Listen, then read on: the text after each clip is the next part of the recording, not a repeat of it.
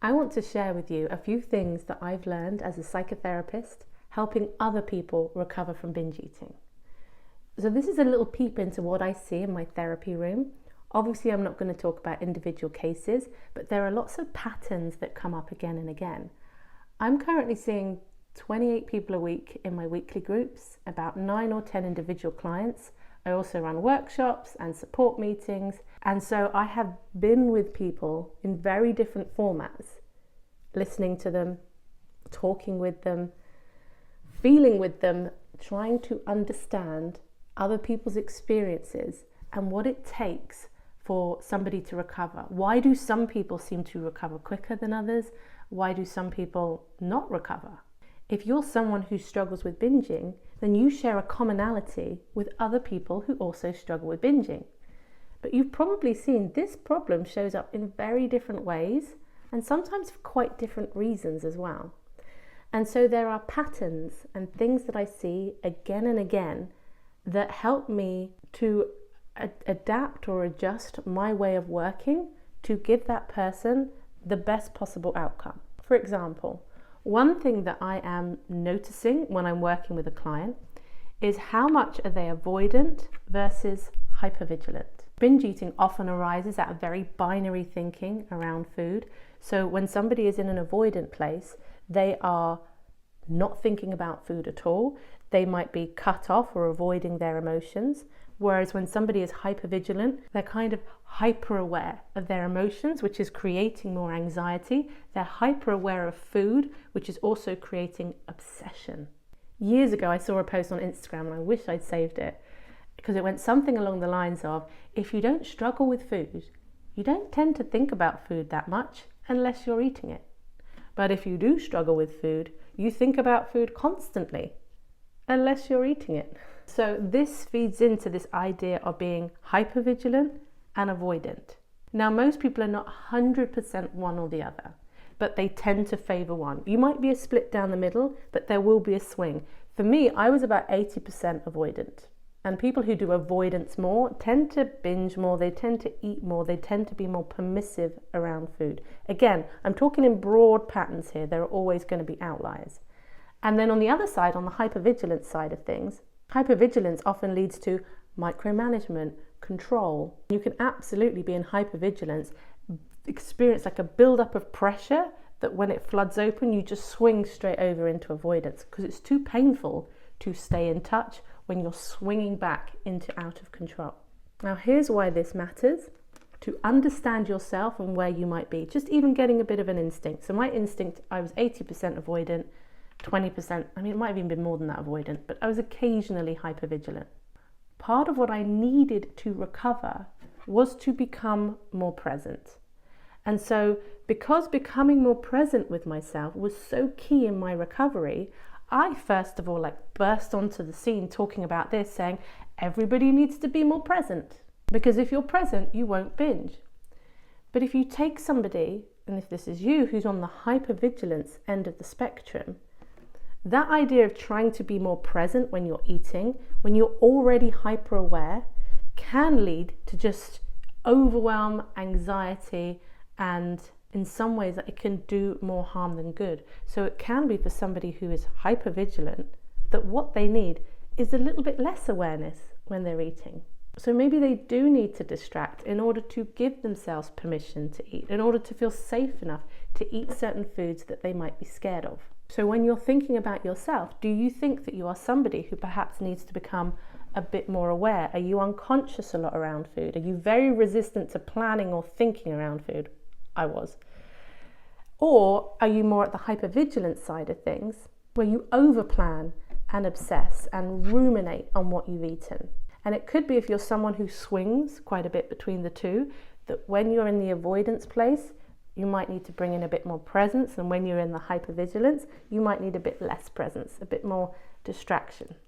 And this is why when you're listening to other people in recovery accounts who are talking about it from one side or another, it can either feel like it speaks to your soul, or it feels like that's not what you need at all. So some people will say, Steph, for example, who I do the podcast with, if you haven't checked out my podcast, it's Life After Diets, you might find it interesting. But Steph, because she was hypervigilant, She needed to be able to eat anything at any time without thinking about it, because she had been thinking about it too much.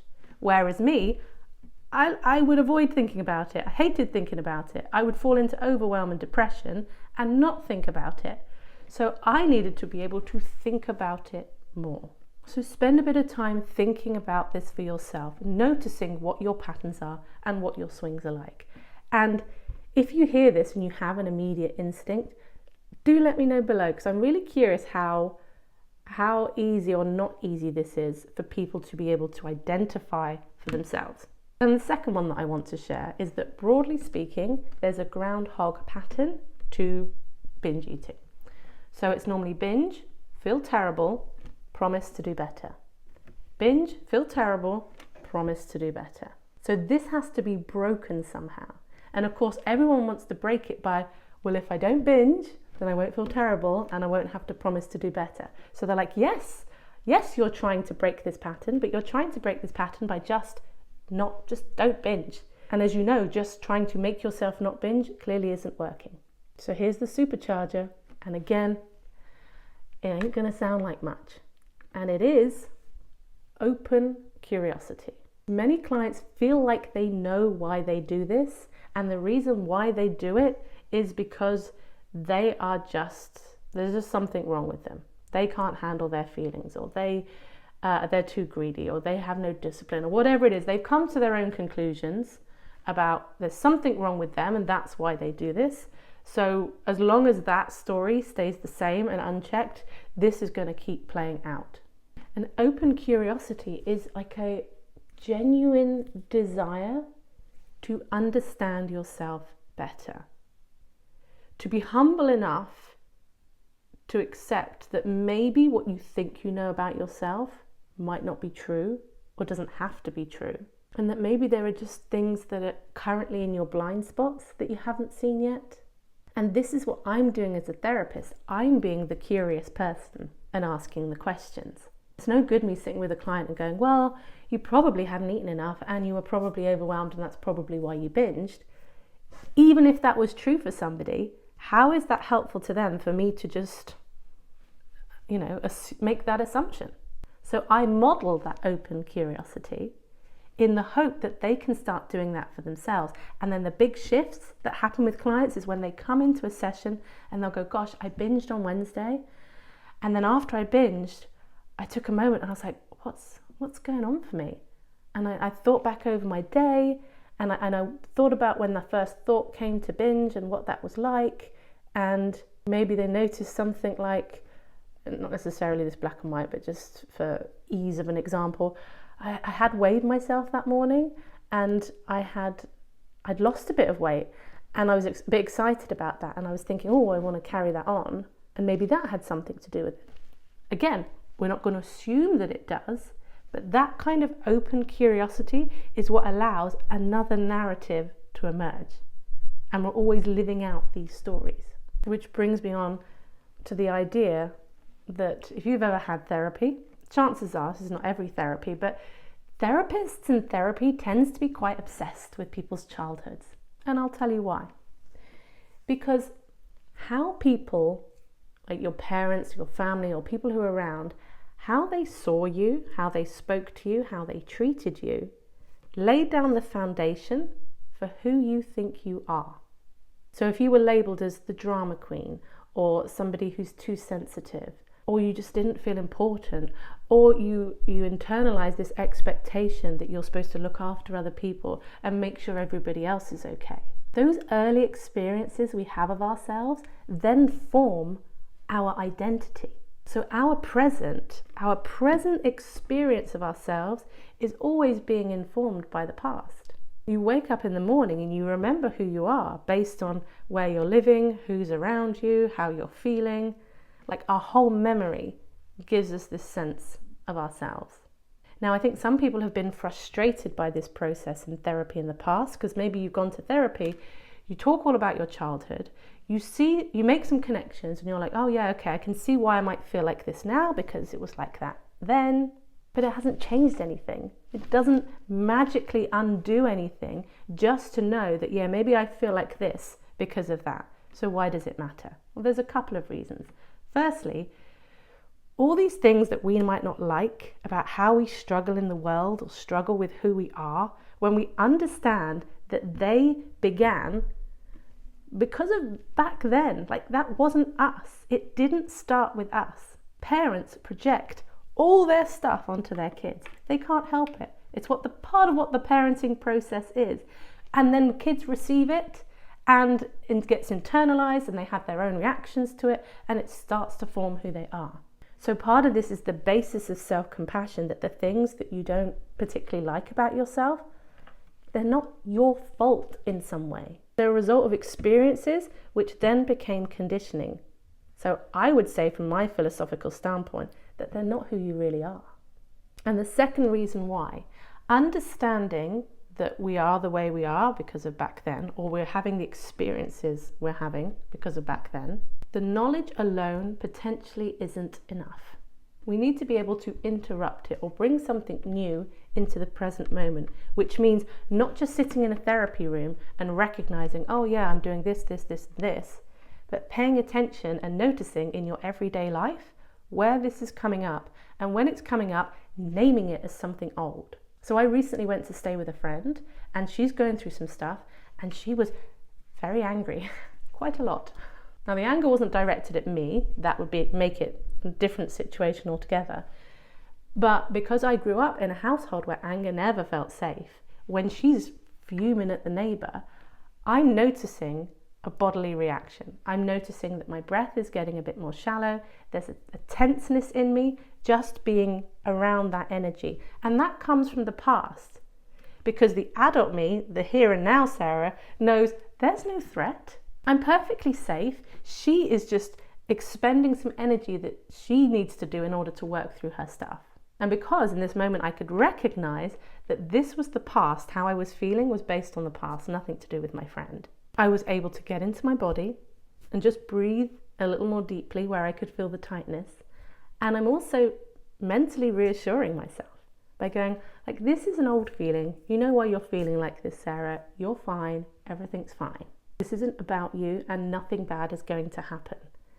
That, because this feeling is old, this is an example of inner child work. I think we sometimes think inner child work has to be getting a photograph of yourself as a kid or doing some kind of regressive therapy or something like that. But anytime something that started in childhood comes up now, you recognize it for what it is and you are able to soothe yourself, that is inner child work. Because when I am talking to myself, I am talking to a younger part of me, because the here and now me knows that there isn't a threat. But the younger part of me is feeling a bit anxious, and that's being expressed in my body as well. And how this might tie in with food, for some of you, using food as a way to kind of cope or to regulate might go right back to childhood. So this is going to be very relevant. But even if it doesn't go back to childhood, even if this started as an adult as a result of dieting, it's like at the time when this started, the same pattern is just getting triggered over and over again. And so firstly, assuming that you're eating enough and you're not trying to restrict and that this is more psychological and emotional. So then if you're somebody for whom food feels like such a way to cope because it once was, being able to recognize that who you are today doesn't have to be the same person as who you were when this problem started. And this requires finding a here and now, kind, compassionate, curious voice who can talk to the other part of you that is being activated. So again, in therapy, it might be the therapist initially is this voice, the here and now voice that is curious about your experiences, but recognizing that you are safe in the here and now. And so when you see that model, the idea is that you can start to create that for yourself. And I don't think everybody has to go to therapy to be able to do that. That's why I'm explaining some of these processes to you, because I think some of this can be done just through intention and practicing these things yourself. And ultimately, the other thing I see, the biggest shift for clients, which changes everything and is a big part of what makes them ready to leave therapy and do it alone, is that they learn to trust themselves. If you've gone this cycle of binge, feel terrible, and you keep promising to do better, but then you're not able to. You may have for decades had the experience of breaking promises to yourself. That takes its toll on your psyche and your sense of yourself. So this trust starts to build when you start showing up for yourself, when you start practicing this curiosity, when you start recognizing what you need in the moment and being able to figure out how to get it. Trusting yourself doesn't mean getting it right. Trusting yourself means that, do you know what? Even if I binge, I can find my way back to balance. So it's often the case that when a client comes to work with me, they are carrying some pretty heavy baggage. And going to therapy, the idea is like, okay, let me give you a hand. Let me give you a hand with that baggage. I'm going to help you with your baggage. But ultimately, the work for me is to help somebody increase their strength so that they can carry their own bags. Because we're always going to have bags to carry.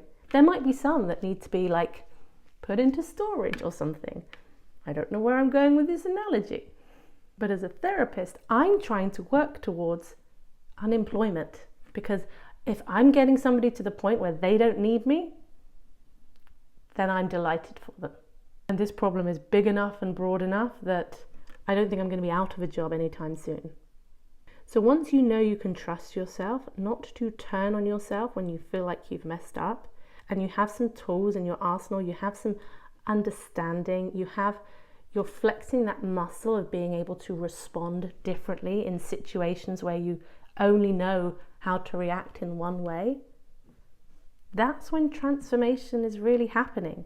It's often slow and it's not big and exciting. In fact, when people come to work with me, sometimes people will come and work with me and they are very excited to work with me. Maybe they've been following me for a while, and I can feel it in the energy sometimes of there's a certain kind of excitement where it's just an instinctual, I feel it. I feel this, you're going to save me energy. And these are the clients who are most likely to drop out. Because therapy is not about having to go to somebody and tell them all their problems, because you have to have a therapist support all the time to get through life. Good therapy is about self-empowerment, and that feels really hard, especially if there isn't the self-trust to believe you're even capable of feeling more empowered in your life. But as somebody who has worked with now in the thousands of people, I have seen over and over again that capacity is in, I think, everybody. There's always going to be timings for some people and bigger blocks that other people might be facing, but I think everybody can become more empowered than they are, because as human beings, we're not fixed. And the other thing that I want to add, which actually wasn't in my preparation for this video, but just popped into my head, is the importance of hope. Without hope, we're stuck. We're stuck without any feeling of hope.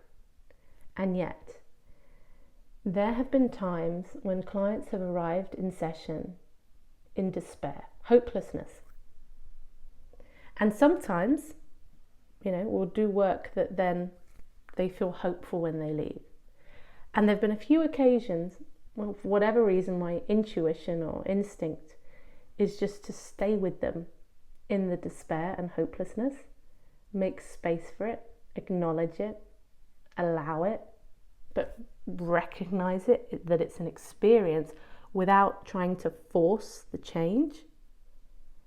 And a few times when this has been what I've done, they've come back the next week and it's been extraordinary, the shift. So I think hope is really important, as is allowing a bit of space for moments of hopelessness. That might sound strange, and I don't even know that I feel inclined to explain it more than that. If it doesn't make sense to you, don't worry about that last one. Anyway, thank you for watching. See you on the next video.